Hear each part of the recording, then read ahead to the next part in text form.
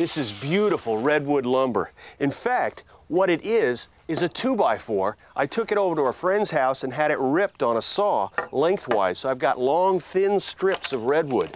And what I'm going to do with it is build a really nice trellis. This wall needs a treatment. It needs something done to it. And what we're going to do is plant a white clematis climbing up a trellis on this wall. I've determined that I want the trellis to be kind of fan-shaped. Of course, you could make yours rectangular or tall and slender, ladder-like if you wanted. It doesn't matter. Your imagination is your only limitation in this case. What we've got to do now is drill some holes with which to mount the wood to the wall. And when you do this, it's always a good idea to have a scrap piece of lumber underneath your good redwood so that you don't tear up the wood as you go through. Now I'm using the window to center my trellis.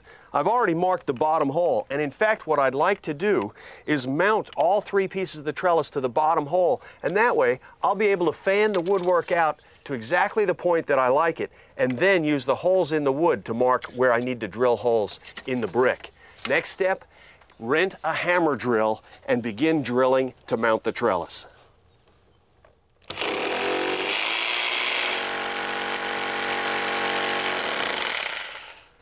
You may have noticed I've got a piece of black tape around my drill bit. That's to keep me from drilling too deep a hole. What I've done down here is I've mounted this to the brick using a piece of copper tubing. After I've got the hole drilled, then I take a 2-piece lead anchor.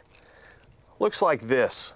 And when I insert the sleeve inside the hole, the next piece goes in here. And then using this tool, and I always thought this was interesting. I like to go to hardware stores and see if I can find a tool I can't figure out what it's for. This one puzzled me for quite a while. But it's used for driving that pin in and making that anchor extremely tight in the wall. And then when we put our bolt in, we haven't damaged the threads and the bolt will fit tightly in the wall. Now we cut a piece of copper tubing. Now you can use a hacksaw to cut copper tubing, but I prefer to use an actual tubing cutter.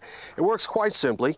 You turn it to tighten it, twist it around once, turn it and tighten it. Why am I using copper tubing? Because as it gets older, it'll turn green and weather to a really pretty verdigris color. Also, it won't decay at all. It'll last forever. Now, once we've got this tightened down, it holds the lattice away from the wall and the vines can twine around it. Our next step is to measure and cut some cross pieces to put on our trellis across the bottom. I think about 20 inches looks right. You know, redwood is a nice wood and it's very pretty. It weathers to a good color. However, it does have some drawbacks. It doesn't hold nails or staples very well, so we're actually going to bolt this to our lattice. Another thing about redwood, especially in thin pieces like this, if you've got a knot with a crack in it, it breaks very easily. Be careful with your redwood and inspect it for knots before you start cutting.